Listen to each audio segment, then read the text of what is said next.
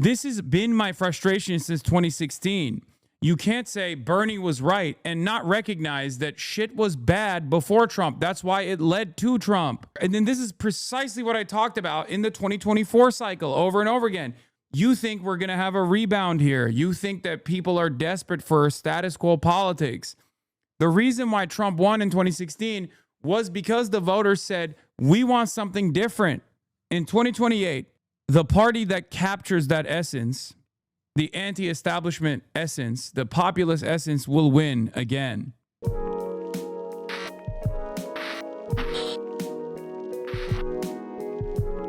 saying it.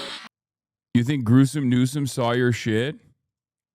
We got to get these yes. special interest groups, these disproportionately powerful interest groups and lobbyists out of politics so we can make real progress for the American people. I want to list off some special interest groups, and will you say yes or no if it'll take money from them? All right, let's go. What about big oil? Oh, seriously? You're talking to the wrong guy. Like literally big oil's #1 enemy is me. So not a chance in hell. Big tobacco. And by the way, they're the polluted heart of this climate crisis. Big oil and the lies and the mistruths they've been perpetuating the American people on the global world and the globe are disgraceful. Big tobacco. No damn way. Yeah. What about AIPAC? AIPAC never have and will never will. Yeah, AIPAC really doesn't donate to governors and wouldn't donate to a presidential candidate either. They would signal to individual donors to back super PACs for and against, though. Newsom probably knows this. Yeah, it's the question here is not, will you take AIPAC donations? Because we know he says no to that. Okay. And also in the state of California, it's not even AIPAC. I think it's, I forget what it is, but I think is it JPAC? Like there is a different, yeah, I think it is JPAC. JPAC is the voice of California's Jewish community. And JPAC is usually the one that does, and they're not J Street either. J Street is, no, J Street is liberal Zionist.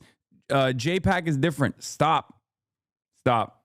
Okay, I'm telling you, there are differences here. In California is JPAC. Okay, it's not J Street. J Street is the liberal Zionist one that's like supposed to be more, a more tolerant approach to Israel, whatever, like a little bit more understandable. Like, oh, we hate the West Bank, stuff like that.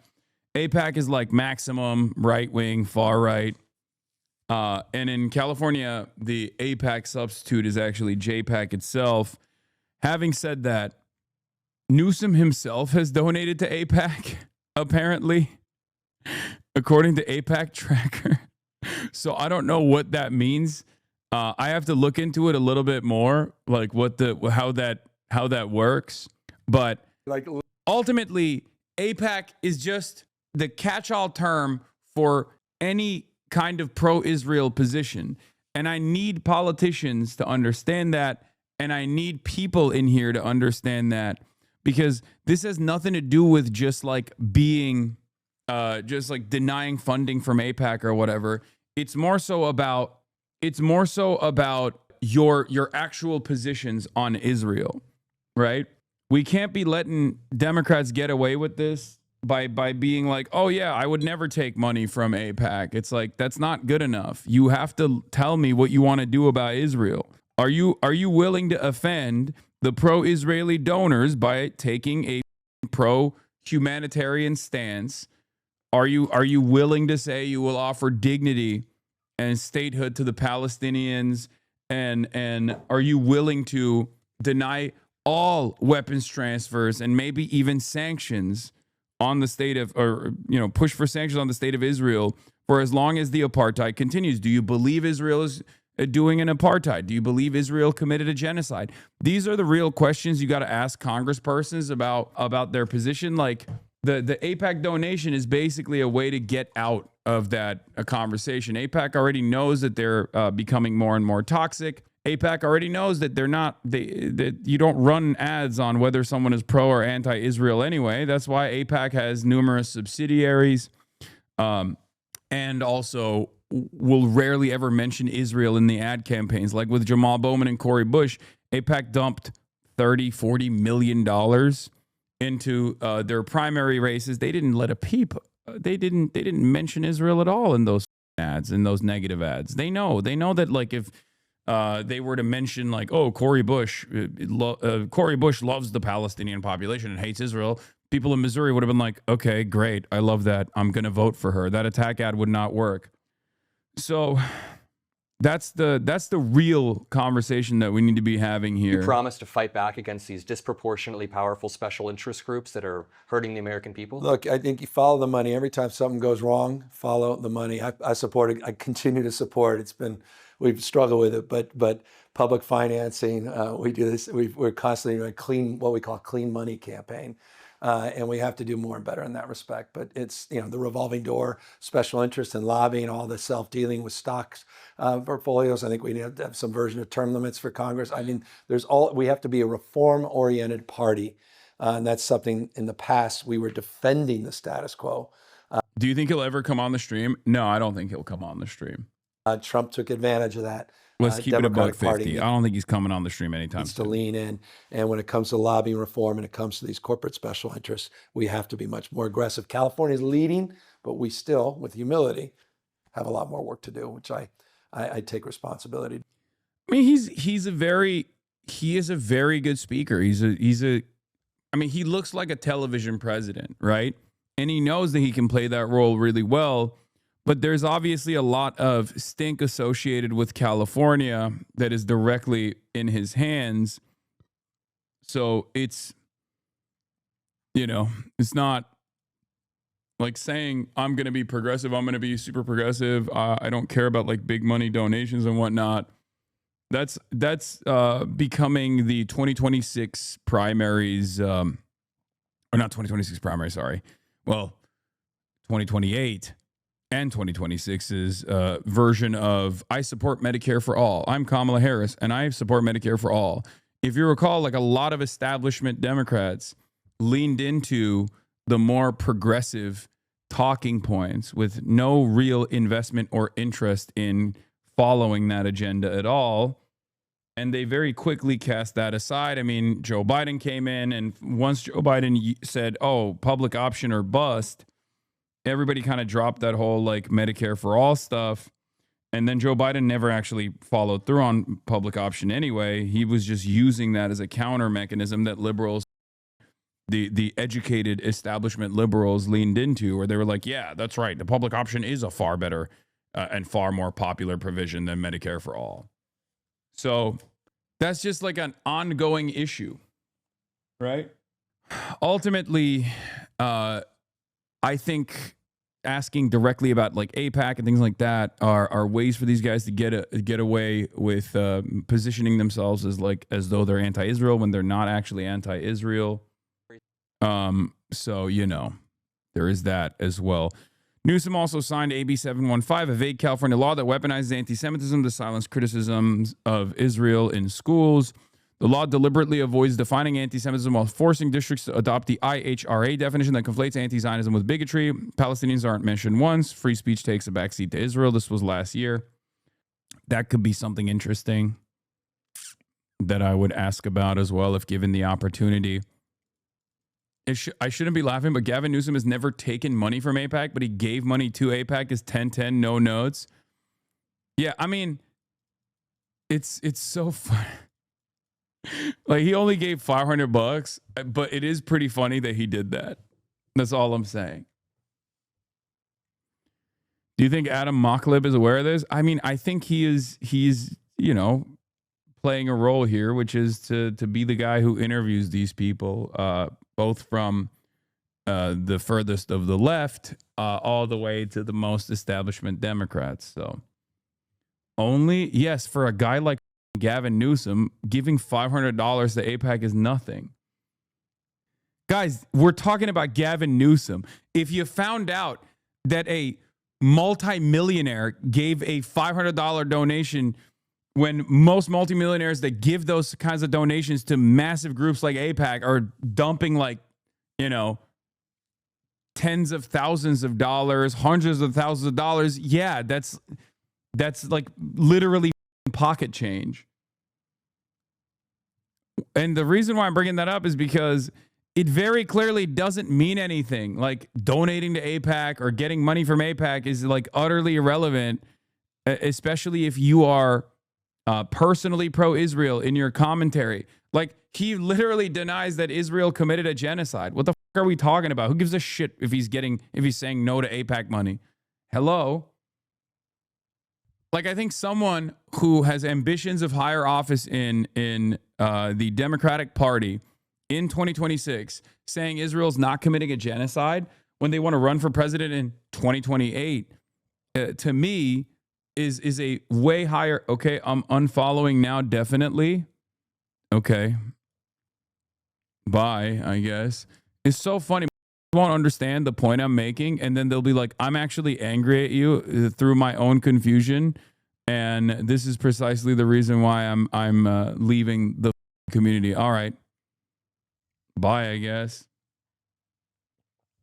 Followed 2 days ago and then is now unfollowing. 1 day follower. In and out, baby. Account made a week ago, follows for 1 day and is like, I'm done with this. Who's with me, guys? Yeah. El Mencho dead next to the town when they're hosting the World Cup event in June. What the Yeah, we're going to talk about that in a little bit. We're starting here. State with SB 107. I got all this in the back of my head because I've been thinking about that. I've been doing debates about this. SB 107 turned it into a sanctuary state for trans people. Just such a progressive state. What do you think Democrats should be fighting for? Yeah. Beyond our opposition to Donald Trump, what should we define our party as? What should America be defined as in the Democrats' eyes? That's a good question, by the way. That's a really good question from Adam Mogler. Okay, not Mock Lib, but Mogler in that moment. Democratic, like, this is another question that I ask. Going from 350K viewers to 25K, you kind of fell off on. Not even kind of. I completely fell off. That is a question that I ask every candidate as well. I go, Zoran had 5 definable policies. What are your 5 definable policies? Go. And I think it's a great way to put people on the spot, and it trains candidates into, it basically forces candidates into that position. I don't think Gavin Newsom's, I don't think, this is after the interview that I conducted with Adam Mogler, but I don't think Gavin Newsom is going to have a very good answer for this, but let's see. Well, look, in the spirit, many... Like, I'll even admit, I think Kat Abel-Gazalik didn't have a very good answer on the spot for this either. I think all Democrats should have a good answer for this. Parts, one body. California is the most diverse state in the world's most diverse democracy. 27% of my state is foreign born. We're a majority minority state. We practice pluralism. That's a word in a lot of... These are just fake unfollowers that demoralize. I see a lot on my YouTube. What do you mean? People have to look up because it's a word no one talks about anymore. This notion that we're actively engaged in celebrating. It's breaking news, so be careful on the misinfo.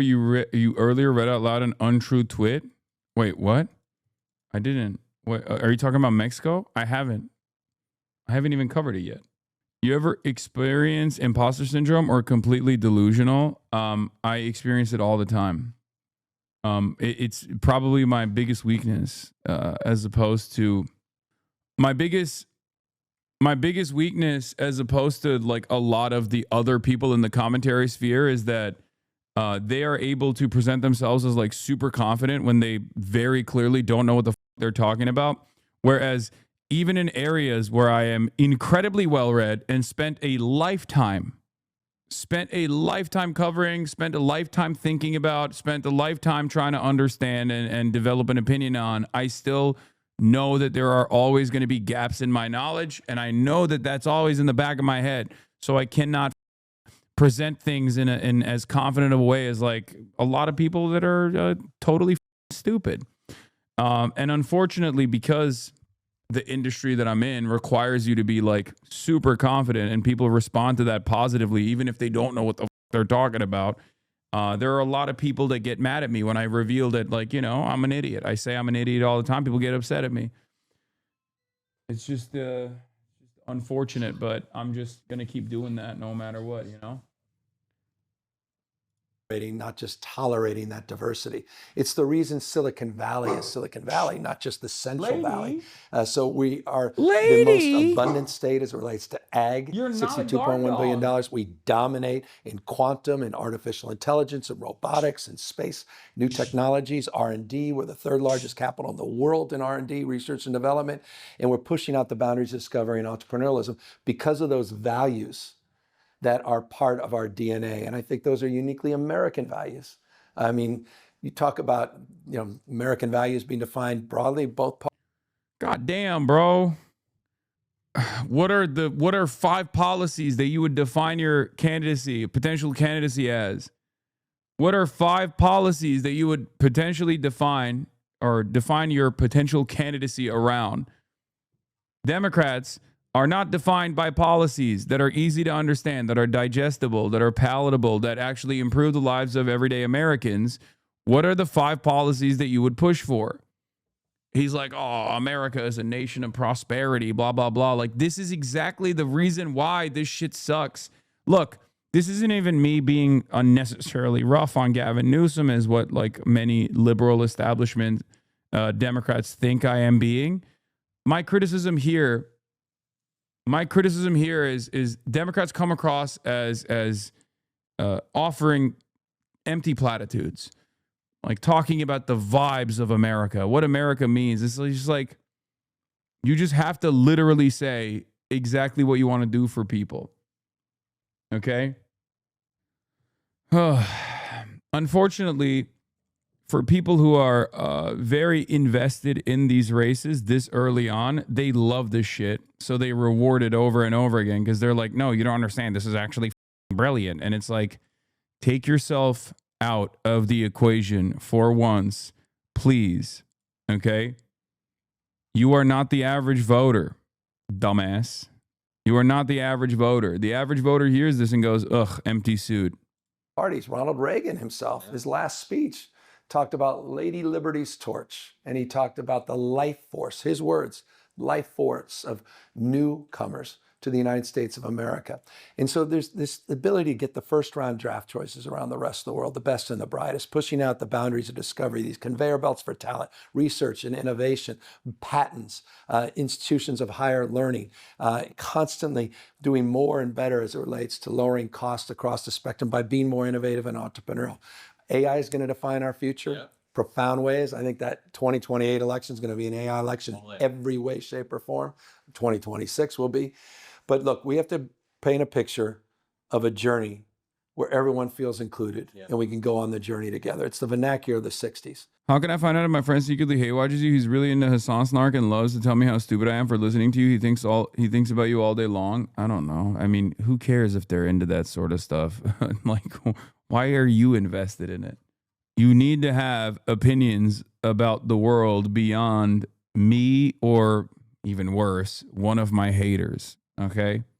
Like, so we can solve for ignorance and poverty and disease, and this notion that we're all better off and we're all better off.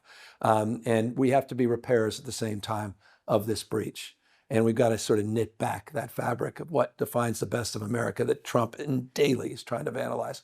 That's not the agenda. I'm not here promoting that agenda, but I think inherent in what I said are the values that I think define the best of the Democratic Party, and racial justice, social justice, economic justice, but also pushing out the boundaries of discovery and opportunity. That makes me very proud. Like an America that is based on innovation, but also diversity, being a melting pot that pushes forward technology. We want to remove a lot of these. My team and I have been talking about how we got to get these special interest groups, these disproportionately powerful interest groups and lobbyists out of politics so we can make real progress for the American people. I want to list off some special interest groups, and will you say yes or no?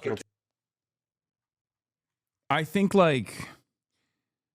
I think when liberals hear Gavin Newsom say that stuff, especially liberals that are disinvested this early on in elections, they love it. Okay? We're talking about high propensity voters. We're talking about voters that are like locked in on CNN, locked in on MSNBC, read the New York Times. They love this shit. Okay? You get turned into mincemeat when you face off with someone like Donald Trump, though, or any kind of right-wing sloppulist. The point you were trying to make, Mockler, which misses the point that they were making the choice to let 70,000 die. Very frustrating to watch. I said, I think some of you want a socialist debate pedophile. I'm not going to disagree with harm reduction as an isolated theory. It's just the truth. It's also a weapon the party wields to remain controlled opposition party. It's many of you clearly don't watch me if you think I don't believe that. So much of my convo was basically me repeating what I've said a million times on stream and expanding beyond the clip, chimp. I'm not attacking you. I just found the constant circling back by this guy to so you agree getting shot in the leg is better than getting shot in the head. Obscured the point that Democrats shouldn't be shooting anyone at all. Every time he made a point that Dems are aligned with the Republicans on private health insurance, he would say, well, would you agree 70K deaths is better than 100K, which misses the point that they're making, the choice to let 70K die. Yeah, I mean, I brought that up, but, you know, it's just at a certain point, you just got to move on. Newsom is one of the few candidates that can out-debate Trump. Dude, a lot of you you have to be young. You have to be young if you think that. Because Hillary Clinton literally had the gusto. She had the stage presence. Now, people will get mad at me for saying this, but Hillary Clinton could out-debate Donald Trump in the same exact ways that Gavin Newsom would. Okay? And she did. And she still got her shit pushed in. Because you'll think about all the worst moments like, oh, I'm chilling in Cedar Rapids or hot sauce in my bag or all those other like all of those other like highly salient points where she looked like a robot. But on the debate stage, she outperformed Donald Trump over and over again. Kamala Harris actually did a pretty decent job on the debate stage as well against Donald Trump. It doesn't matter. It doesn't matter. New poll, the Dem Party is finished. The Democratic Party, Lowkirk, needs to dissolve as an organization. Washington Post, ABC News, Ipsos poll. Who do you trust to do a better job at handling the country's main problems? Trump, 33%. Democrats in Congress, 31%. Neither, 31%. Oh my God. Reducing the cost of living. Trump, 32%. Democrats in Congress, 31%. Neither, 33%. Immigration. Trump, 38%. Democrats in Congress, 34%. Neither, 24%. I'm losing my mind. Every day, day after day after day, these polls keep vindicating me over and over again. Democrats are not definable by characteristics. Democrats are not definable by policies. They look weak. They look feckless. This kind of like constant push to the center is making them look like they're losers, and everyone can see it. Donald Trump is the least popular president of all time, basically. Like he is hitting the lowest of his lowest approval ratings, and the Democrats are still less popular. Yeah, this is kind of what I expected. Trump's decline is not moving to the Democrats, is moving to nihilism and moving away from the process. Exactly. This is insanely frustrating. And then people will turn around and be like, Hasan, you're responsible for this. Okay, dude.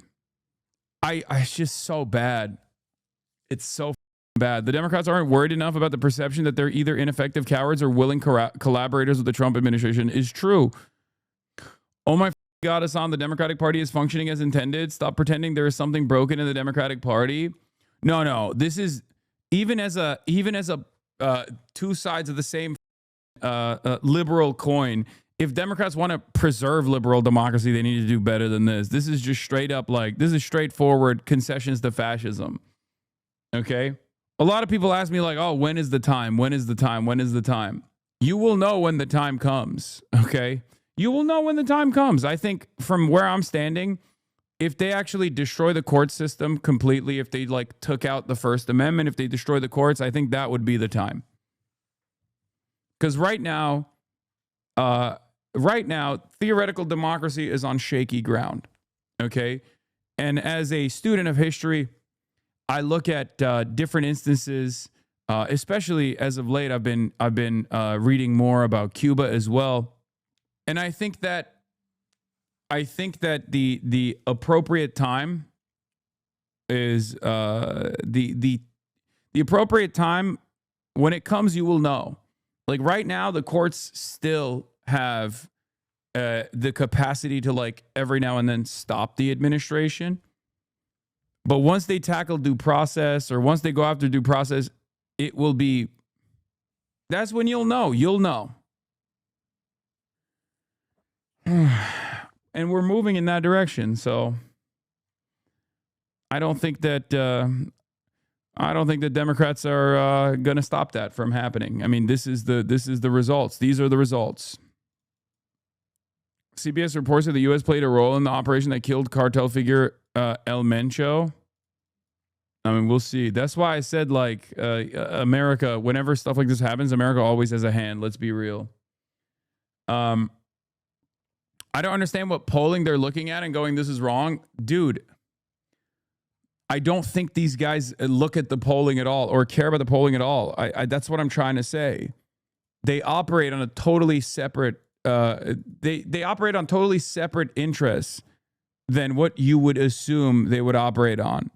Okay? Anyway, I mean, after the Gaza genocide, that should have been a pretty obvious indication to those who pay attention to politics that, like, Democrats don't really give a shit about public approval and disapproval. They don't care about the polling because they use polling to only figure out how to sell the things they want. They don't want it. They don't run on it. Yeah. All right, let's get to Kamala Harris, who terrorized their campaign. Scoop. Dems working on secret report found Gaza cost Harris votes. Top Democratic officials who worked on the party's still secret autopsy of the 2024 election concluded that Kamala Harris lost significant support because of Biden's administration's approach to the war in Gaza, Axios has learned. Now, I want you to understand something.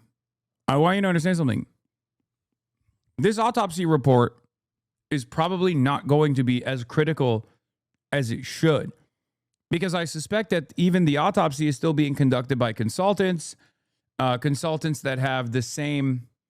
I'm going to get back to Mexico after this. Consultants that have the same exact approach. They have the same investment. Like, they want to make sure that the Democratic Party still hires them. So they're not going to go super hard. But the very fact that even this report was so daggering, so blistering that they did not choose to reveal it is insane. It means that even the DNC hired consultants that looked at the facts found some undeniable issues with the strategy that the Democrats don't want to admit out loud. The DNC's research on what went wrong in 2024 has been under lock and key since party leaders decided last year to hide it from the public, a reflection of how explosively it could resonate with the party and beyond. Progressive and moderate Democrats are particularly divided on Israel, with the left more critical of that nation's actions against Palestinians in Gaza, and many questioning the U.S.'s unwavering support of Israel. During her brief campaign, Harris sought to strike a balance, showing strong support for Israel, but calling for a ceasefire and expressing sympathy for Palestinians under attack in Gaza, as well as the hostages being held by Hamas. DNC aides putting together a report on Harris's loss to Donald Trump had a closed-door conversation with a pro-Palestinian group about the Israel-Gaza conflict. Activists from the IMEU Policy Project told the DNC that the Biden-Harris administration's support for Israel was a factor in the party's losses because it drained support from some young people and progressives. Hamid Bendas, a spokesperson for the IMEU Policy Project, said that during the meeting, the DNC shared with us their own data, also found that policy was, in their words, a net negative in the 2024 election. So basically, they're just co-signing the IMEU report. Axios independently verified that the Democratic officials conducting the autopsy believed the Gaza issue harmed the party's standing with some voters. Two other senior aides of the pro-Palestinian organization also said the DNC had drawn that conclusion. Axios independently verified that Democrat officials conducting the autopsy believed the issue harmed the party standing with some voters. The IMEU Policy Project is now accusing the DNC of withholding its report in part because of its findings on Israel. DNC spokesperson Kendall Whitmer denied that. When DNC officials announced last year that they wouldn't release the audit, they said it was because they didn't want the report to distract from the work of winning elections. Yo, dude, come on, dude. Come the on.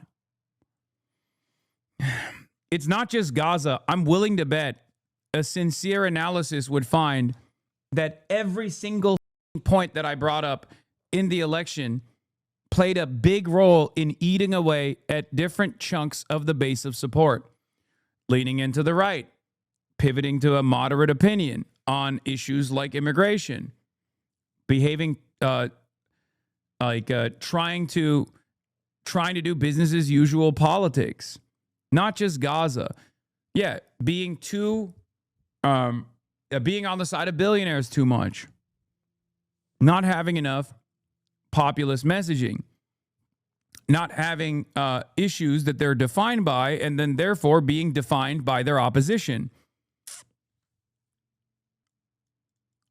Asked for a comment, pointed to the former vice president's recent comments about the war in Gaza on their tour stop for the memoir 107 Days. We should have done more as an administration.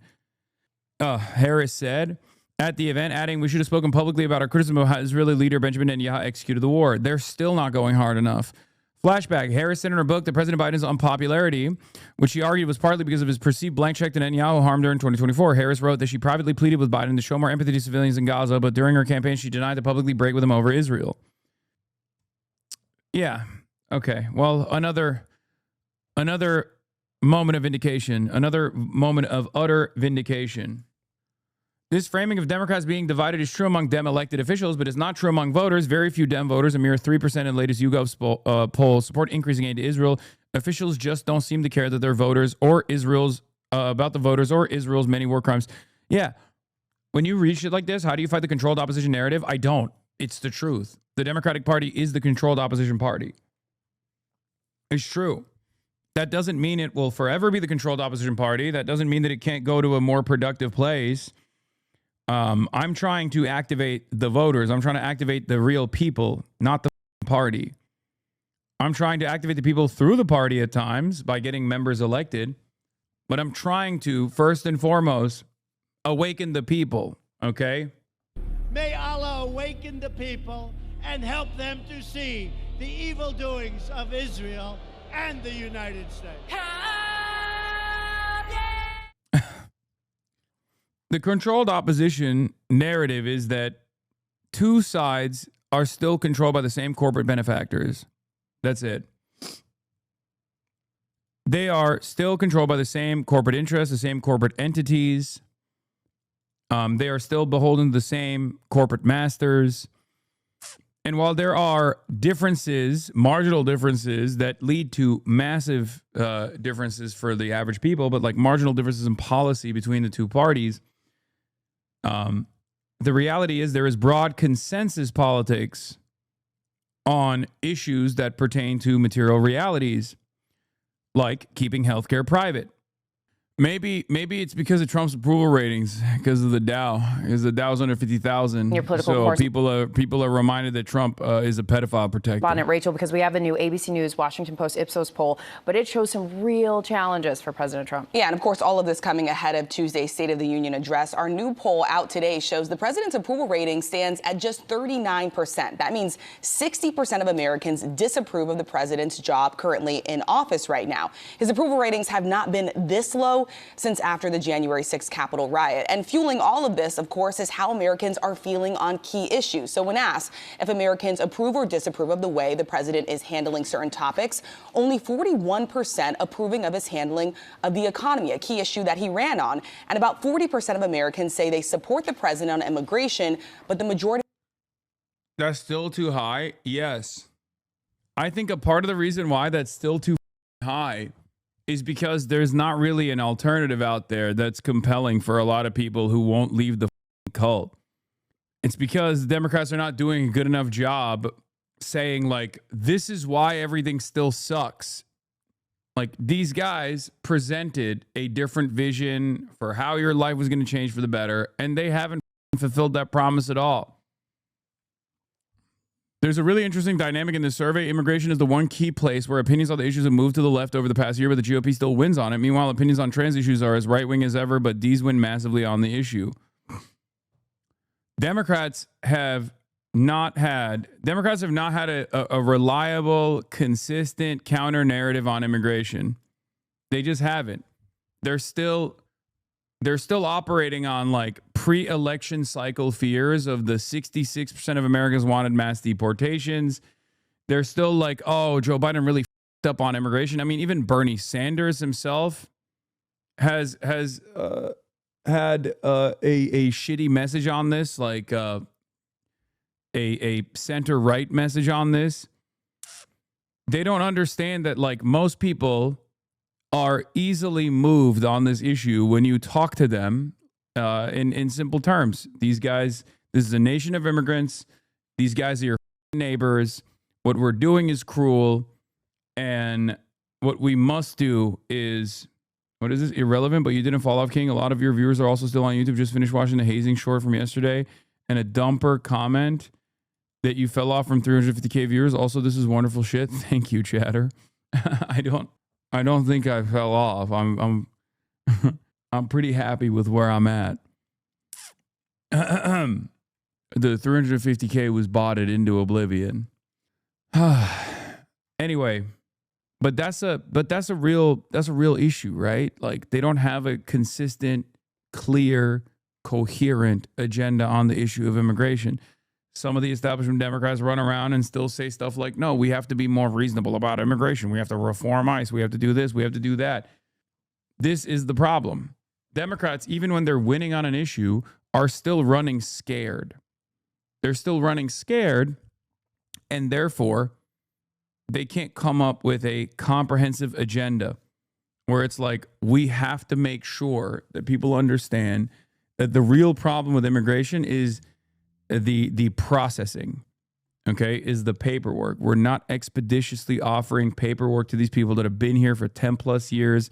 It's completely ridiculous. And that is the major problem. And that's why Kamala Harris lost.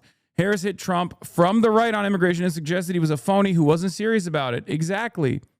It doesn't make any sense. Miami-Dade small business owner who voted for Trump feels pain and partners ICE detention. Stacey K says you should have listened to the libs. Yeah, listen to the libs who were like, we're going to build the border wall, actually. We're going to be the serious immigration party. Does not deserve this.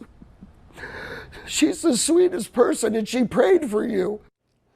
A desperate plea to President Trump from a South Florida man fearing his life partner could be deported to Cuba at any moment. He reached out to our Christian De La Rosa to share his story and his remorse. It's been 8 months. I didn't know a man could cry this much. I did not think that this would happen. Wayne DeMario has been working overtime at a Southwest Miami-Dade guitar shop, trying to distract himself from his pain and regret. I hate to see her going through this. She's my best friend. His life partner. Guys, stop saying f around and find out. Jesus Christ, man. Like, I know it's like haha funny, but like, this is still this is still a migrant who's being ripped away from their family. Okay, please focus on the pain and focus on the wrongdoing, and don't lean into like partisan shit slinging for once, please.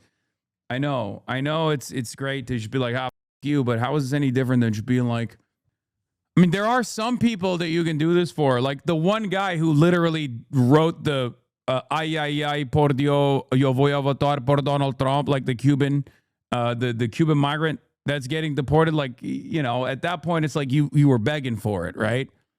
But like, we must not forget that the ultimate wrongdoing here is not to you, a Democratic Party voter who now feels, that now feels vindicated. The ultimate wrongdoing here is still happening to the migrants that are being ripped apart. Of nearly 20 years, Yamile Alcantú, originally from Cuba, ICE detained her back in June. 8 months that she's been taken. I call it kidnapped because it basically is. He says it happened during what they thought was just another immigration check-in. They grabbed her, put her in shackles and chains. She'd been checking in annually, as so many do, hoping to fix her status. She lost her legal residency and got a deportation order back in 2008 after a traffic stop. They go through her purse, and then they dump the purse out, and 3 Xanax pills fall out. But in those years, he says, they didn't think much of it. Cuban's not going to get deported, so don't worry about it. Today, DHS has her listed among the worst of the worst, a criminal arrested for dangerous drugs in possession. Wayne feels it's a slap in the face. I didn't vote for this, but I definitely voted Republican.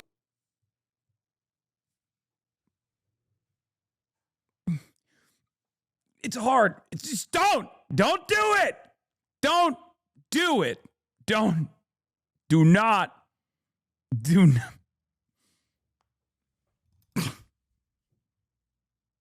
Again.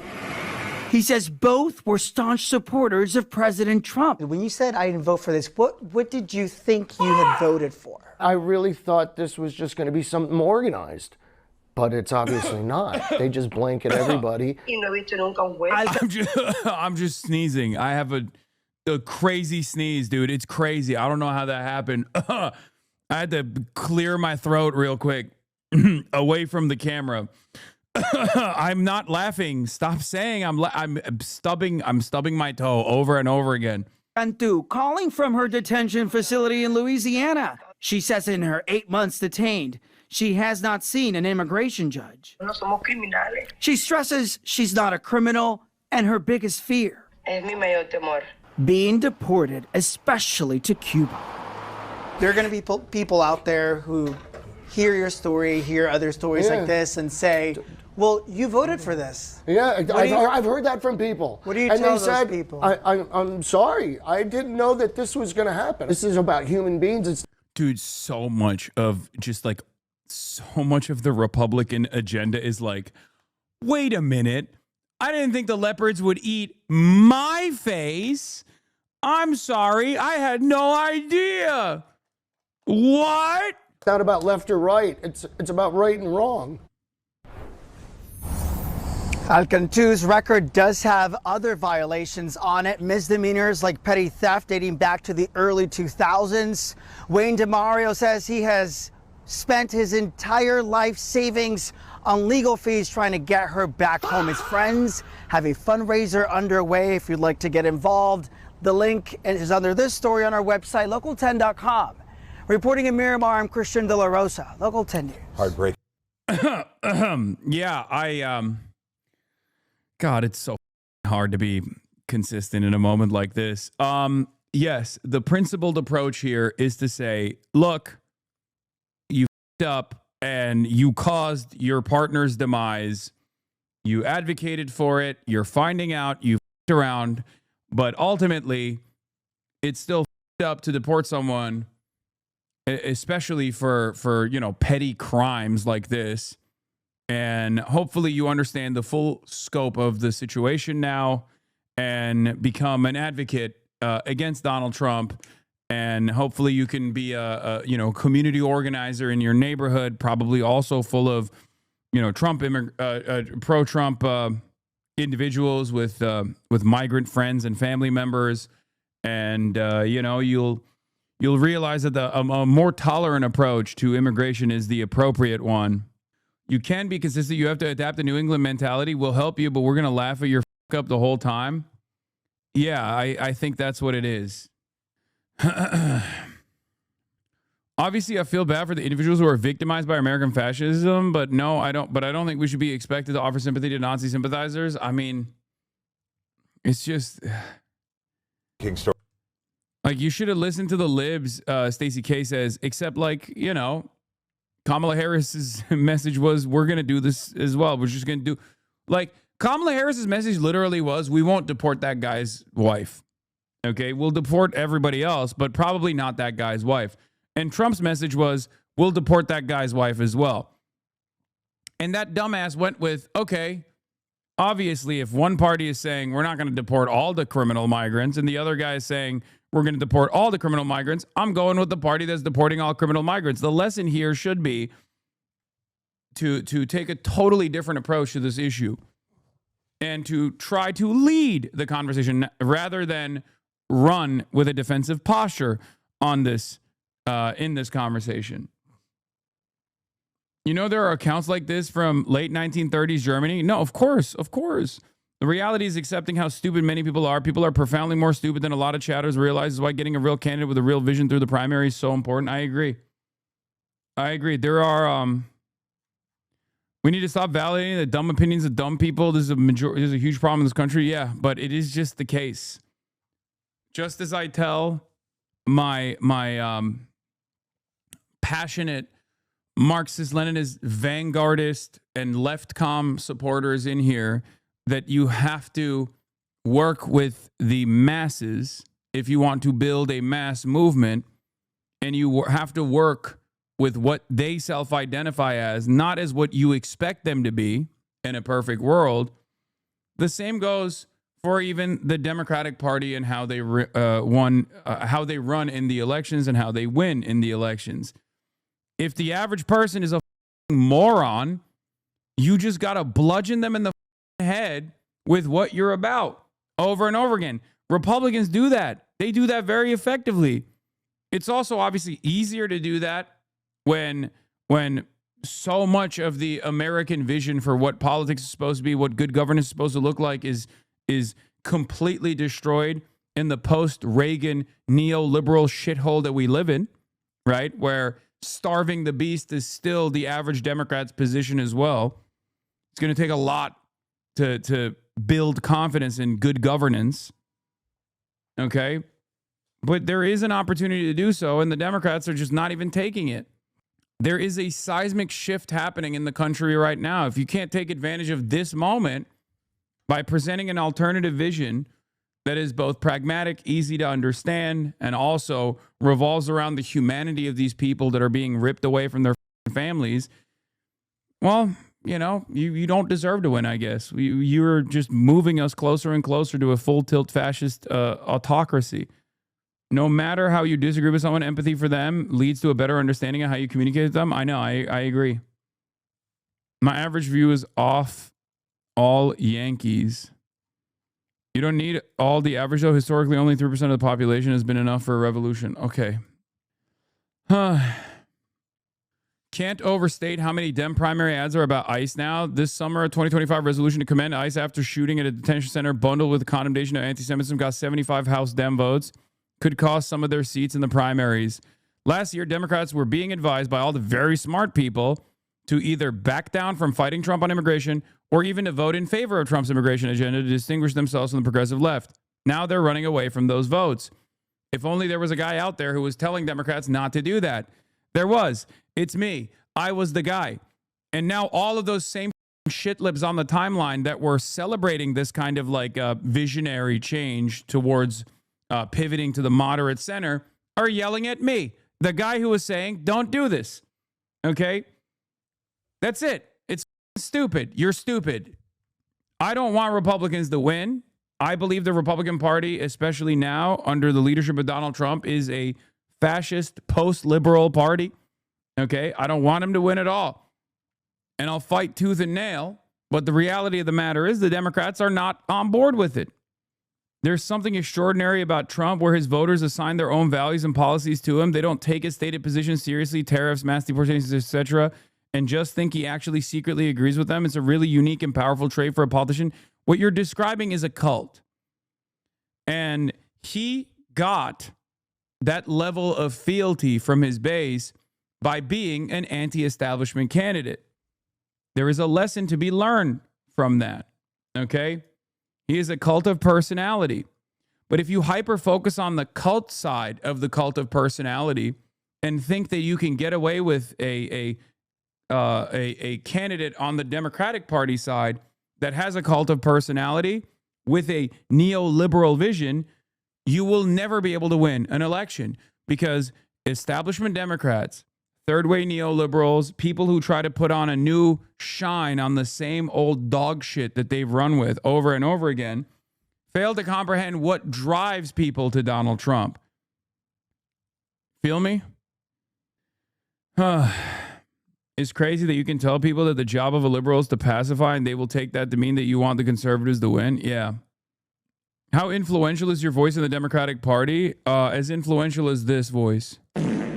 Okay, that's how influential my voice is. Like that. My voice is simply channeling the resentment, the frustration, the apathy that the average American feels. So it's influential amongst the masses, even if the masses are oblivious to who I am or unaware of who I am. My voice is channeling the commonly held frustrations. So in that regard, it should be more influential. But as far as the party goes, of course it's not influential at all amongst the party.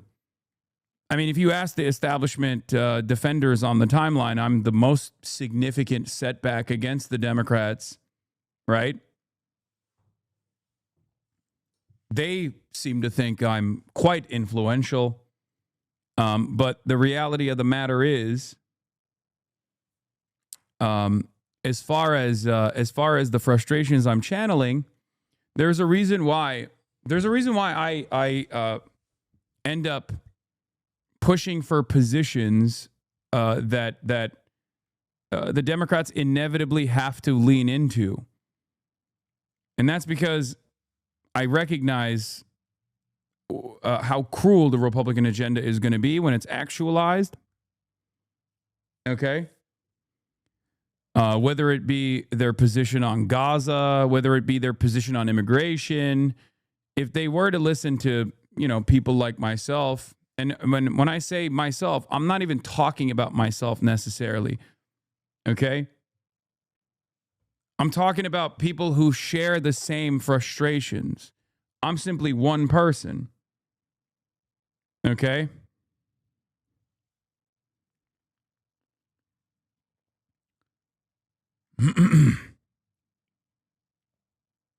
I don't have the capability to change people's minds. I'm not like hypnotizing the youth in the way that Allah has. May Allah awaken the people and help them to see the evil doings of Israel and the United States.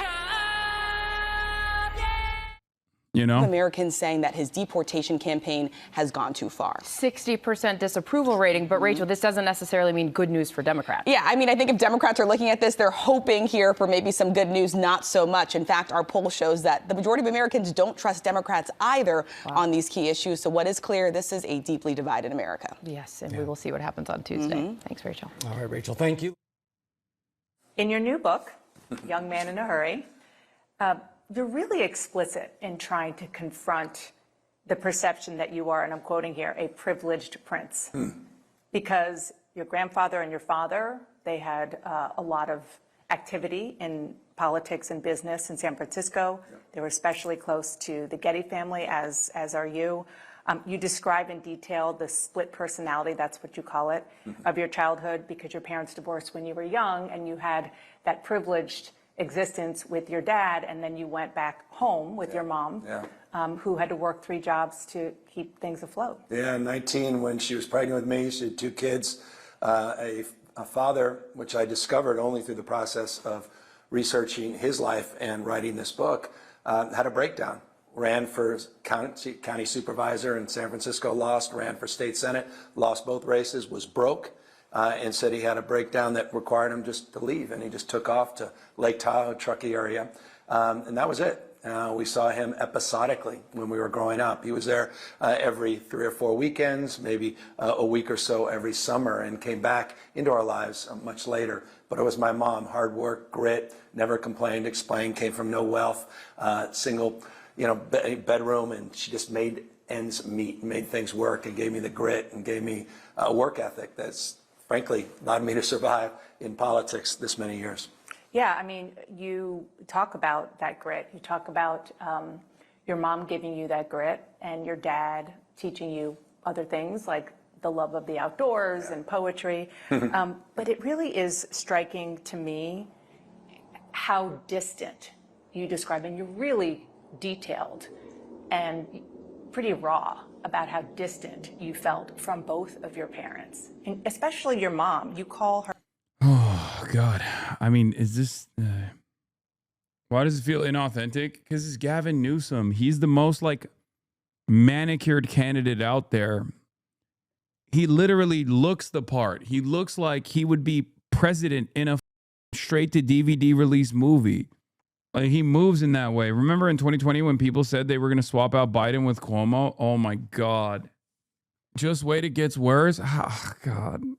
I don't want to watch pornography, Hasan. Okay, well, you're going to watch it. To you. Yeah, look, I mean, the title has meaning, Young Man in a Hurry. I've been in a hurry. I've been always trying to chase something. I put a mask on, and my face was growing into it. I was becoming... I wasn't becoming myself. It was the biggest fear my mom had of me getting into politics. She never wanted me to go into politics, which I never understood until I learned in the process of writing this. That was the reason for their divorce. She never explained that. They never talked about that when I grew up. I lost my mom almost 20 years ago to breast cancer. And I was hustling back then. I was a small business person. I had opened a number of small businesses, restaurants and hotels, a small little winery. I was a county supervisor. I was thinking about running for mayor. She was getting sick and sicker, and I was distant. He's like, I was a small business. And Yeah, we've upgraded the messaging from my mother was a small business under Kamala Harris to I was a small business. And she called, she left a voicemail. It's in the book. I am a small business. How about getting this voicemail? Literally, hi, it's your mom. Next week, I'll be taking my own life. If you want to visit me, I would encourage you to do so before next Thursday. That was literally, I still have the voicemail, I kept it. And it was a big wake-up call. And I realized how selfish and self-absorbed I was. Bro, if you're Gavin Newsom, you probably shouldn't reveal that information because it only confirms people's priors about how like sociopathic you sound and look. For the record, it's crazy. Oh my God. I mean, look, this is now we're just on the vibes aspect. We've moved way past like the policy side of things. We're just looking into his background and the way he's communicating, the way he presents himself. I'll be honest with you, like maybe I'm too harsh on Gavin, Big Gavy Gav, but I don't think people are going to look at this and be like, well, this guy's a sincere guy. It just kind of makes him look like Patrick Bateman. And I started spending time with her, but it was too late. She already made the decision. The cancer had metastasized. She was in so much pain. And I had the privilege and the burden, the worst experience, and in hindsight, the most blessed experience I've ever had, and that was being there for her when she took her last breath. My sister and I there at her assisted suicide with a brave doctor. It was against the law. And it was a brave doctor who was willing to help her and take her out of her misery and was there for that last moment. Oh my God. Like, again, how does this read to a self-declared apolitical voter in Missouri, Kentucky, Pennsylvania? Just like I don't want to be ruthless here. Once again, I'm trying to read this as charitably as possible. But like this is a really devastating experience. Pretty raw though, no? I think those voters like that. No, this is supposed to be like a very emotional moment. Okay? But the way he's talking about it is so one note, if that makes sense. Like it comes across like it's robotic. And I don't think this is I don't know if this would actually read positively to many people. And you were 34, she was 55, and you wrote that there was no peace that blanketed her. She gasped and took a last breath. I kept holding onto her hand tighter and tighter and sobbing. Yeah, I was there. She had anybody's been in this position with someone who's suffering and struggling. So we came there and she took some pills and she started. I agree with you generally on Gavin Newsom, but I do not think that take is correct. This really humanized for me. Interesting. I think Joe Biden did a better job talking about his son's like drug addiction issues than Gavin Newsom is doing here, talking about his mother taking her own life, doing voluntary active euthanasia to, finally get rid of the pain of having like metastasized cancer and dealing with all of that. Started to doze off a little bit, and she had an old binder of photographs, and she was talking. My sister and I were the two that were with her, both sides. And then she started. Your weirdest take yet? Really? I think it comes across. I think you guys are relating back to your own experiences, maybe. But I feel like yes, in my opinion, it's weird to judge people's sorrow this way. Okay, well, you're running for president. This is the book that you're coming out with. You can turn around and tell me that this is an inappropriate assessment. But from where I'm standing, I'm looking at it from the perspective of like an average person who doesn't have like super kind opinions about Gavin Newsom to begin with. Not my own assessment, okay? I mean, even though my own assessment here is not super positive. Yeah, people will say he killed his mom. I can see that attack ad way ahead of time. And then a lot of you guys will turn around and say, you're a monster, you're soulless. And then all of the Republicans will say, we've owned the libs. Like, I think there is a way to talk about this issue, and I don't know if he's doing the best job of emoting. Started dozing off a little more. My sister said, I can't do this anymore. She didn't want to be there for the end, and she took off. And about 10 more minutes of that, it was just my mom and I. And the doctor came in and administered the final dose, and those last breaths, I'll never forget it. And I was angry that I was there. I was angry with her. At the time, I was for years and years. Why? Why would you do this? Why would you? There was nothing calming about it. It was not a romantic end. She struggled, and she had struggled her whole life.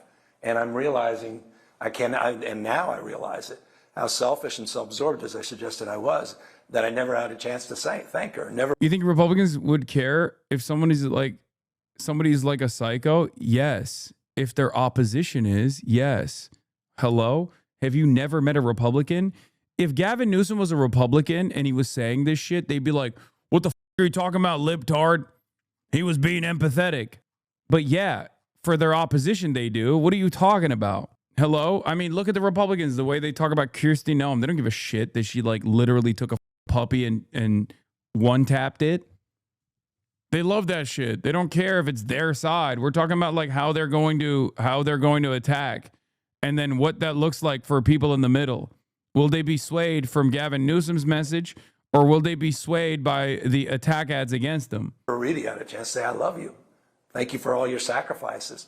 Yeah, this is not my personal assessment about assisted suicide, for the record. I'm in favor of that. What the f is wrong with you? If you think that I'm saying like this is my personal opinion, my only personal opinion here is I feel like the way that Gavin Newsom, everyone goes through pain differently. Everyone grieves differently. Okay? I'm simply stating that Gavin Newsom's grievance process here is probably not going to read positively to a lot of people who already have feelings about assisted suicide. I'm pro. Why would you think that I'm against it? I don't think we should force people to live through that pain. I'm just saying there's something off about the way he's talking about it. Over the years and through the process, I'm telling you, what a gift to be able to write something. I started realizing, that last breath, I'm still, it's extended through me today. That hand I'm holding is her hand. And she's, I'm an expression of her. She's still alive in me. And I've been able to come to grips with it in a deeper and different way. And it's also allowed me to recalibrate my life. And so much of this is about an honest assessment of self, just grinding, trying to be something, trying to make up for someone I felt I wasn't. I'm not smart enough. I mean, we talk about my dyslexia and my learning disabilities, how I struggled, how insecure I was, sweaty hands, and always trying to be something. And how in this process of understanding that and uncovering some of those, where those anxieties come from, it's allowed me to let a lot of things go. You're obviously trying to explore your own life and your family's history in this, but also put out to the world what you say is the full you and not perhaps what people see. They see a slick politician who knows how to talk and, has been climbing and a man in a hurry for a long time. There's a connection that you have to so much history and also key players in San Francisco and national politics, which is. Yeah, one thing Biden has been really good at is making people feel sympathy towards him. Whenever an older person thinks about Biden, they think he had a really hard life and he was really good at humanizing himself and talking about grief, and enough to hide that he was a really selfish asshole. Absolutely. That's what I'm comparing it to.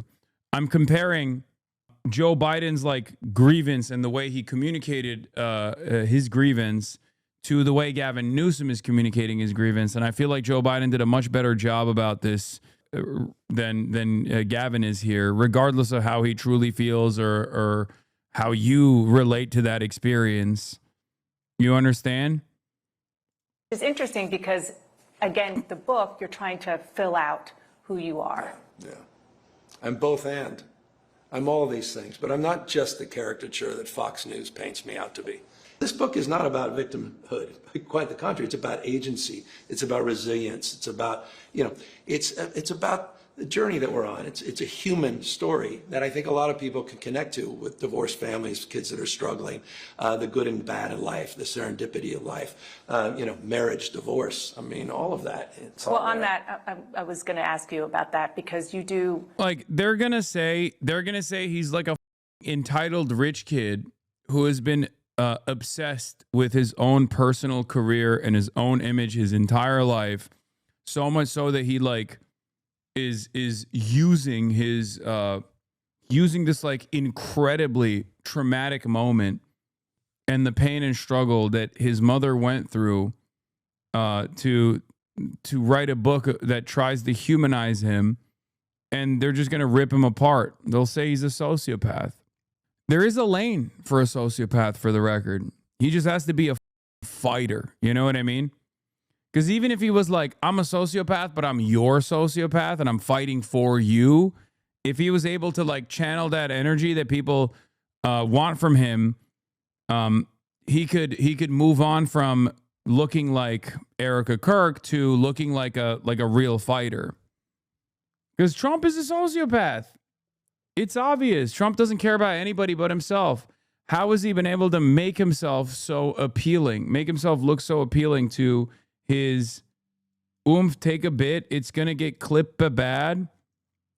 That's not even my assessment. I'm saying this is the way they're going to rip on him.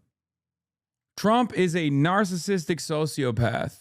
Okay? Trump is a narcissistic sociopath and a monster and self-invested, self-interested. How has he been able to get people to feel like to feel this like cult-like zealotry towards him maintaining power, retaining power, by saying, I'm destroying the enemies. I'm destroying your enemies, sometimes even propping up enemies to destroy, right?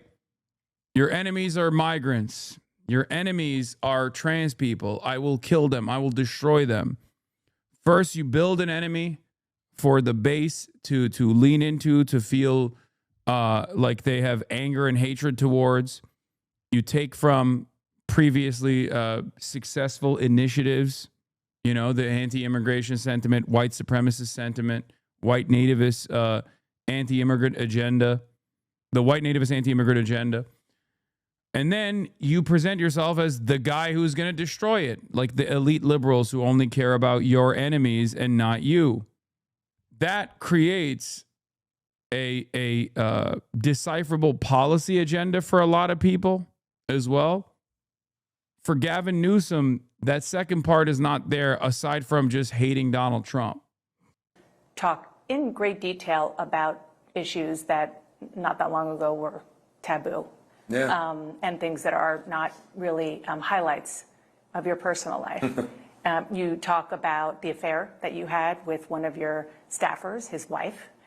You talk about the failure of your first marriage to Kimberly Guilfoyle, who was later engaged, of course, to Donald Trump Jr. Yeah. You even talk about your hair. Yeah. And about your lifelong struggle with hair. Oh, God.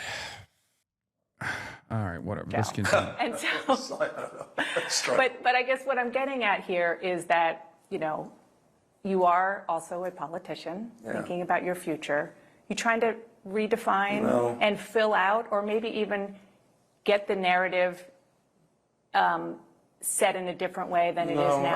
I wish it was that intentional. I wish it was that Machiavellian of sorts. I wish I was that political about it. Well, I keep referring to this mask, because I think all of us put out, I think there was Oscar Wilde talked about, in life, we all sort of, our first thing in life is we all have a pose. And the second thing, no one ever really figures out. I'm trying to figure out the second thing. I sort of had that pose. And now I'm just trying, just let it go. I am who I am, imperfect as I am. Have a swing at it. You don't like it, I get it. And so it's a little, and I think it's reflected. I think you've seen it in my politics, the way I've addressed Trump, and the way, how I'm navigating, even going overseas, and how I'm talking in the political realm, how we did Prop 50. I'm punching back. I'm just on the other side of it now. I'm just less risk adverse. I've always taken risks. That's what I would define here. But there's a freedom now. People who really know your story know that you are pretty severely dyslexic, but you really go into what it was like as a kid. As you said, feeling like you're dumb and like you can't get things done and understand things. And you interviewed your Aunt Cindy, your mom's sister, and she described you as a child with a disability, a scrambled brain who required a certain touch. Your parents' failure to even seek out the right professional help for you left you on an island all alone. That's kind of abuse by omission. That's tough. God bless. She loves me, and I'm blessed. My aunt, my mom did too, but she didn't know how. I talk often in the book. She didn't have the language for something. She was a kid. She was a kid, marrying. My dad was his mid-30s. So you just struggled with. And she didn't know how to deal with it. That's why she said it's okay to be average, because she's probably just trying to get to bed, and I was trying to figure out a book report, and I wasn't reading. I was doing Cliff Notes. I was literally copying the back of Cliff Notes and putting it on a piece of paper, and it was just, and she watched me struggle and scream, and she says, it's okay. She was basically just saying, just let it go. But at the time, I just thought, no, she's just consigning me to this sort of, being stuck on stupid. But you also say that dyslexia is kind of a superpower as a politician. Come on. It's the greatest thing in hindsight that happened to me. It just allowed, I have the freedom of not having to be stuck on the written text. I have the freedom of having to work harder, more reps behind the scenes. If you think you're working hard, trust me, I'm 2 to 3x. But it's also your EQ. Being able to read. Yeah, and you can read the room. You have an emotional intelligence. You can see that you're about problem solving. You're about iteration. You're about trial and error. Your willingness to make mistakes. Your willingness to seek to understand before you're understood. Because you have to feel something. I do think it's a superpower. Those that discover that side of it. If you never discover it, you'll struggle with it the rest of your life. But some of the most dynamic and extraordinary leaders that I know all have one thing in common: dyslexia. It's almost as if it's the sort of creative gene. This notion of a gift, I feel that said, for my mom, was the curse, because her poor kid sitting there and, was trying to drop out of school, faking being sick every day, was, going into community college, which, luckily I got lucky with a baseball call from a few coaches and got into 4-year college. But it's turned out to be a blessing. And in politics, a huge blessing. Kamala Harris. Yeah. You write about the fact that you've been friends with her for a very long time. You came up together, and you talk about your parallel careers. Yeah. She was prosecutor, California DA, and senator. You were San Francisco mayor, lieutenant governor, and governor. What happens if and when those parallel careers intersect and collide? Well, I'm San Francisco now. She's LA, so we're talking about a little bit. There's a little distance between the two of us. That's fate will determine that. And I've never gotten in the way of her ambition, ever. I haven't. And I don't imagine I would in the future. But I don't. Well, if you run against each other for president, that's fate. I don't know. See, you can only control what you can control. I think this entire book is that fundamental lesson. And this notion of controlling what you control, taking responsibility for what you control, is a big part of what I try to communicate in this book. That's the third thing. It's like how this book will be received. It's the third thing. I can't control that. I can't control whatever decisions she makes. The Supreme Court struck down most of President Trump's tariffs this week. He's already using different authorities to impose a 15% global tariff, vowing to forge ahead even without Congress. What do you do? Well, what does anyone do? Are you gonna move your factory from overseas and onshore it with 150-day certainty on a 15% tax or tariff? I mean, the whole thing is a farce. I talk about petulance. It was 10% 2 days ago, maybe 20% tomorrow. I mean, this is madness. He's flailing. He's a punch-drunk boxer. He's just, he's just trying to hit anything, a shadow. And he's a shadow of himself. He's lost a step or two. Under the IEEPA, we were the first state to sue. I was out there in the Central Valley talking about how this is going to impact ranchers and small businesses and farmers, the ag community, my state larger than any other state in the country. And Justice Roberts, by the way, basically our arguments were literally laid out in detail in his response. So it was always an illegal act. He needs to return that money, needs to refund that money with interest. He can do that in a nanosecond. They can do that electronically. They can do electronically. They have the tariff codes. They have the ability. They do refunds all the time. Oh, shit. The bots are back. Oh, what the? That's crazy. The bots are back in town, ladies and gentlemen. The ability to do that. The problem is for families, it's been about $1,701 a year. Wait a minute. Is this the exact same time as yesterday? Didn't the bots also target their stream at like 1:30 yesterday as well? Very weird. That's a different requirement that I think he has to pay the American people back. I saw Besant out there almost gleeful. Yeah, it's very real. There's a very real audience of people who are just very invested in Gavin Newsom's new book.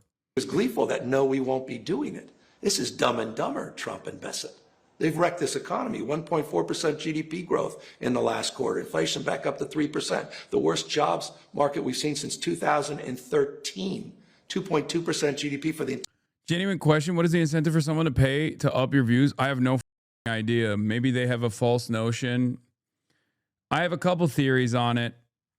One is I've been very critical of like top streamers that are botting. So this is a way to get them to be like, see, Hasan is botting, says you, right? Like he's a hypocrite or something like that. It could be a advertising for their services. Yeah, it's advertising for their services, full stop. That could be another reason. It could be someone thinking that like Twitch will ban me. I saw someone on Twitter actually think you had 350K yesterday, and because of that, they thought you were wasting your influence. It could be a better funnel for that amount with that amount of people. Yeah, there's always going to be like dummies who don't understand it. Yeah. Isn't it thousands of dollars an hour? I have no idea. I don't know how much it costs, but some people have said it's much cheaper. Some people have said it's much more expensive. But yeah, I think it's personally a waste because there's nothing like, it's malicious and it's outside of my control. But at the end of the day, it doesn't like harm me. So you should stop doing it. You know what I mean? If anything, it literally ends up boosting my stream to the top of the directory. And then it causes real viewership to tune in, thinking that some shit's going down. You know? Entire year, he inherited 2.8. It's a wrecking ball presidency. He's wrecking this economy. His entire economic paradigm is mass deportations, tax cuts for billionaires, and tariffs. And he's been exposed. He's a fraud. There's a Kalshi bet on it, apparently. Wait, really? They're betting on it? No, this is fake, right? Wait, this is fake. There's no way this is real. Send me the real bet if there is a real bet. I know Mexico's on fire. We're going to cover it. Don't worry. God damn it. I got paywalled. Hold on. Remove paywall.com. Go to option 2. I'm not a robot. Okay, there it is. We're going to do the Mexico story after this Gavin Newsom segment. The tariff? This is a self-dealing operation. This is about his personal portfolio. You know exactly what he did in Vietnam with the tariffs. He used them to get a deal on his golf course to fast-track his development. Connect the dot. This is unprecedented grift happening in real time. That's reflected in what just happened with the tariff decision in the Supreme Court. It was a profound moment for this administration. I do want to, while we're on the economy, ask about affordability. Because yes, people are struggling all across the country. California has the highest cost of living in the nation. The state's prices are 11% higher than the national average. We were actually out to dinner here in Nashville. I also haven't noticed any internet issues other than during your interviews. No, we went back to the ISP and yelled at them so much that they basically somehow fixed it. Last night, we met a couple from California. Yeah. They moved out of California because they couldn't afford the rent or even to buy a home and also start a family. Yeah, we've had hundreds of thousands of people move in California the last 2-3 years. We've seen population growth. As you know, we moved from 6th to the 4th largest economy in the world, and we dominate now in every key industry, from AI, quantum, robotics. We dominate in ag, we dominate in forestry. But people we are dominate struggling in to afford things manufacturing. like your mom was. And that's why we did $11 insulin, first of its kind in the United States. It's why we have universal health care and the lowest uninsured rate in the country, 6.4%. It's why we just subsidize over 300,000 child care slots, more than any other state in the nation. That's why 65% of people graduate from the UC and CSU with zero debt. It's why we have the highest minimum wage for healthcare workers, $25 in the United States. For fast food workers, $20 in the minimum, $20 minimum wage. So we're looking at it from both sides. Why we have a parents' agenda that expanded paid sick leave and extended to 8 weeks of paid family leave, all to support families, to address cost of living, and to address the affordability crisis that goes back literally 70 years in California. For one reason, we're as dumb as we want to be on housing. We haven't been able to get out of our way. It explains more things in more ways and more days of what's wrong with our state. And finally, we move forward with historic Bye-bye, bots. Bots are gone. Say bye-bye. housing reforms that even our worst critics, including some on the left, like my friend Ezra Klein, acknowledged were the most progressive and perhaps most impactful reforms in a generation to finally address that issue. Last question. What are the metrics that will determine whether you run for president? There's 5 of them. Dutch, Brooklyn, Hunter. You get the drift. Want me to help you name the rest of your kids? No, but the biggest one is Jennifer. So, Exactly. It's gonna look. This book was dedicated to them. I wish this was a book my parents wrote. Do they want you to run? And it's gonna be. I don't know. It depends on the day. And my son Romy, it was very powerful, texted me a few months ago when there was some headline that suggested that I had made some decision.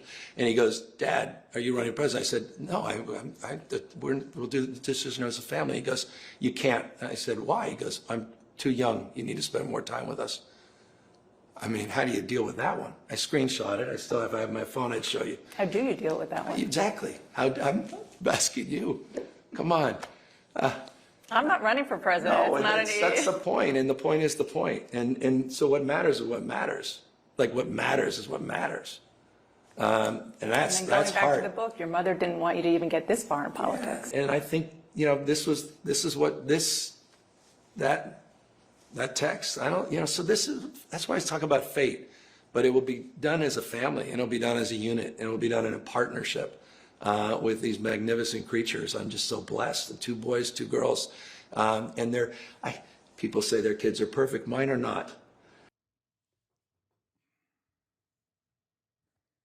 I know that no matter what I say about Gavin Newsom, it'll be read as like Hasan just hates Gavin Newsom, so he's just going to be anti-Gavin Newsom no matter what.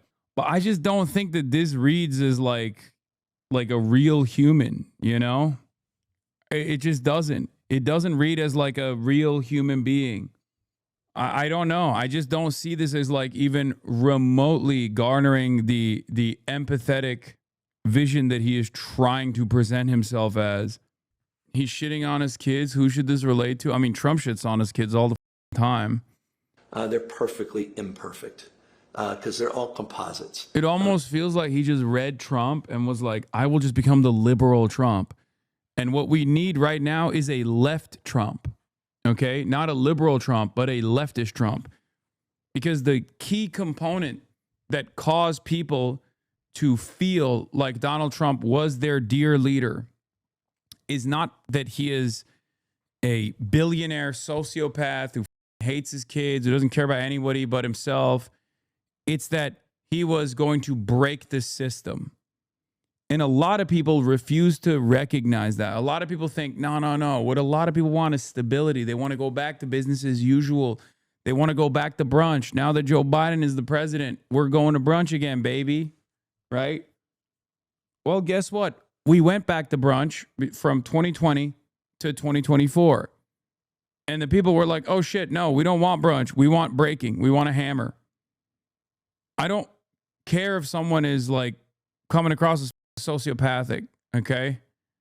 But in order to develop a base of support that will ride for you, you cannot rely on the establishment Democrat K-hivers and the consultant class that has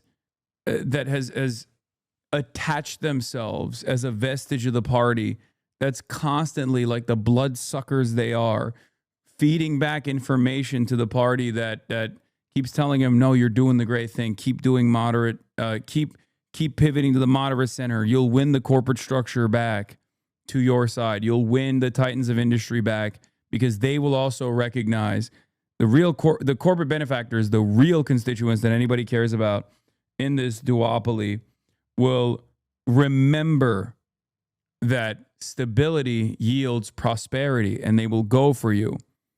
And they will ride for you again. And then ultimately, you know, the voters will fall whichever way they fall, but you'll win a marginal victory without really hurting the feelings of big corporations. That's a desperate gamble, especially one that doesn't recognize. It's a desperate gamble that doesn't see the frustrations that the average person has. It actually hemorrhages the party's base of support, because the party's base and the apolitical masses are just pissed off with business as usual politics, and the low propensity voters every now and then swing in the direction of an anti-establishment candidate that's a populist candidate. On the right, I call it sloppulist, right? You cannot rely on people's anger and resentment towards Donald Trump's instability to garner enough votes that you secure a marginal victory over Trump. You have to present a bold vision, a radical agenda. You have to communicate to the voters that you will pursue this agenda, that you're on their side, that you are their fighter, sociopath or not. Okay, this is the Heather Cox Richardson view of history and politics. Everything was perfect before him. And if we just get rid of Donald Trump, we can all go back to brunch. In Newsom's case, that means dining with billionaires who won't tax. Like, this has been my frustration since 2016. You can't say Bernie was right and not recognize that shit was bad before Trump. That's why it led to Trump. Okay? And then this is precisely what I talked about in the 2024 cycle over and over again. Oh, you think we're going to have a rebound here. You think that people are desperate for status quo politics. The reason why Trump won in 2016 was because the voters said, we want something different. Okay? In 2028, this is reductive vision here, but in 2028, if there is an election at all, the party that captures that essence, the anti-establishment essence, the populist essence, will win again. Okay? Liberals get very frustrated with this assessment because they go, "Oh, you're so stupid. You're demanding stupidity. You don't want adults to win power and legislate. Politics is the art of possible, and that legislation requires having legislation and being a real legislator and doing good governance requires telling people hard truths like good things are not possible." That's not the case. The side that will say, no, we have a bold vision here and we're going to break the system down. The system is not benefiting you. We recognize your anger and we're going to channel your frustration or reappropriate your frustration to an easier target to take down, like immigrants or trans people or whatever will end up winning. And the Democratic Party or the left, the broad left anti-fascist movement here shouldn't be to say, no, we're going to go back to business as usual politics. Things were incredible in 2016. Am I right? 2014. Remember how great things were in the 2010s? That's not gonna cut it. Because if things were so great in the 2010s, people wouldn't have voted for Donald Trump. That's it. That's the one thing about Trump you have to watch. He throws out these things to see how far he can go. And that's why it's so important. You don't just roll your eyes and say, well, that's Trump being Trump. You will lose this country if we continue with that. You have got to call it out. We have got to push back. And I think, again, this notion that we're capable of doing much more speed. His is shock and awe. He wants to flood the zone. But we are capable of doing much more. And I absolutely do believe the next president, particularly if it's a Democrat, has to prove that as well. That's the one thing about... They were more anti-Hillary than anything? No, you're missing the point. You're missing the point. People didn't, every single person that voted against Hillary Clinton didn't arrive at that position because of the conspiracy theories and because of the hatred that they felt towards the Clinton dynasty in general. Although there were a lot of people who felt that way. But the broadest majorities that were anti-Clinton were anti-Clinton because Hillary Clinton represented status quo politics. Okay? You like the system currently? Vote for me. You don't like the system currently? Vote for the other guy. And a shit ton of people did not like the system currently as it stood.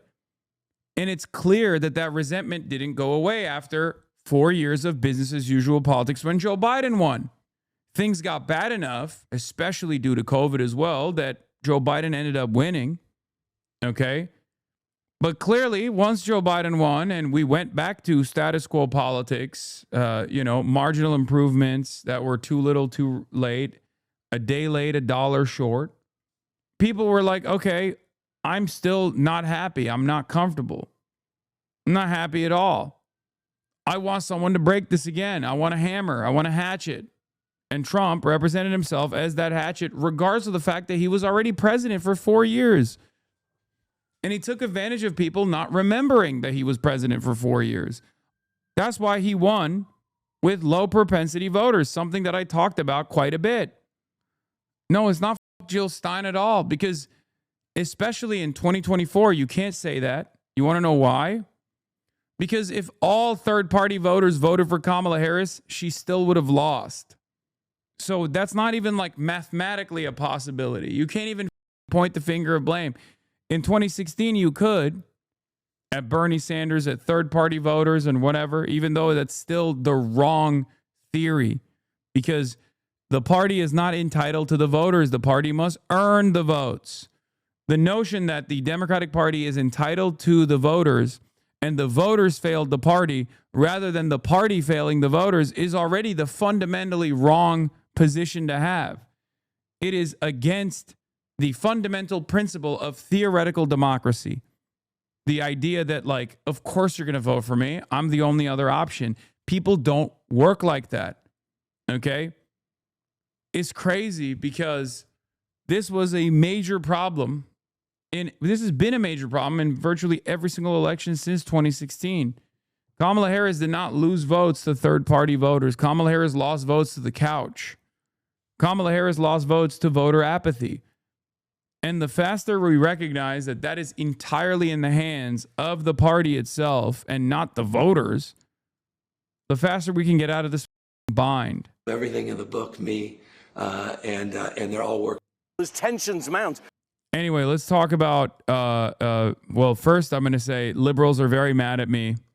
Leftists are calling Trump's sanctions on Cuba inhumane, claiming that they're starving the Cuban people and making life harder on the island. But where was this outrage when sanctions were imposed on apartheid South Africa? There ain't no way this is a real... Oh, my God. The SOS Cuba enjoyers are so funny. They make the dumbest goddamn arguments, dude. It's crazy. China is fascist, you piece of shit. This guy is spamming. China is fascist, you piss of shit. China is fascist, you piss of shit. My sister is hot 67. Brilliant analysis. Thank you. Yes. Apartheid South Africa was Apartheid South Africa was an ally to the United States of America. I also demand sanctions on the state of Israel because sanctions on our allies are much more effective than sanctions on our foreign adversaries.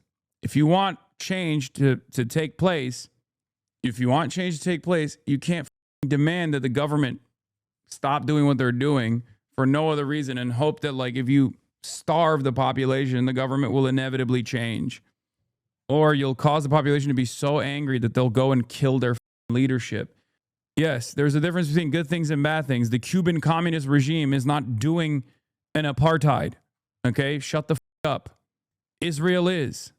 If the Cuban communist regime was doing an apartheid, I'd have a dramatically different opinion on what must be done. Donald Trump's new 15% global tariff will mostly greatly benefit countries he has singled out for heavy criticism, including China and Brazil. Longstanding U.S. allies, including the UK and EU and Japan, will suffer the largest hit from the new levy. Financial Times math checks out. Under the new 15% global tariff, China and Brazil actually get a better deal than before. They were facing 25 to 50% under IEEPA, UK, EU, Japan. They're now at 15%, up from 10% in some cases. So yeah, Trump's reciprocal tariff flipped the board. Allies pay more, rivals pay less. The irony writes itself. This is ChatGPT. This is literally a ChatGPT assessment of just this exact same thing that they were talking about. We are becoming dumber and dumber as a society. Why would you link me the ChatGPT assessment of the thing that the Financial Times is reporting on? Hasan Reactions, one of the best ones in the React channel.